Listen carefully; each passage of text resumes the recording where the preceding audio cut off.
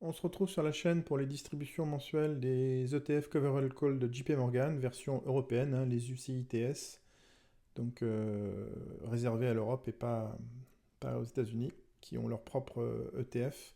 Donc on va commencer par le plus faible et et on finira par la plus grosse distribution.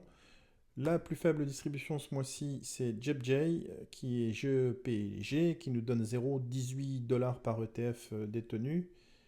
Ensuite, on a JP qui nous donne 0,23 $ à peu près par titre détenu.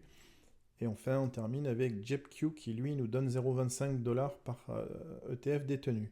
On voit que par rapport au mois précédent, ben, on est un petit peu supérieur, c'est pas mal par rapport à la distribution précédente.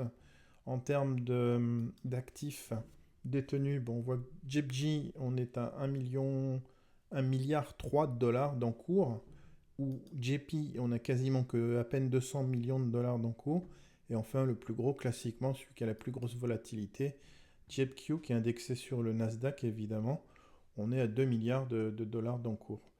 Donc, un petit récap, je recommence par JEPJ, on est 0,18.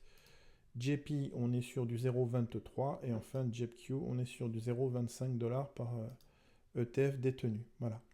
Donc voilà pour les distributions du mois d'août que nous aurons, qui seront payées que le 8 septembre à peu près, hein. Et puis à ce moment-là, on aura également la date de déclaration et l'ex-date pour savoir ce qu'on sera payé concernant le mois d'août, mais qui ne sera que concernant le mois de septembre, pardon, qui ne sera payé que au début du mois d'octobre, quoi, tout simplement comme d'habitude. Il y a toujours un décalage d'un mois entre la date de la ex-date et la date de paiement en fait.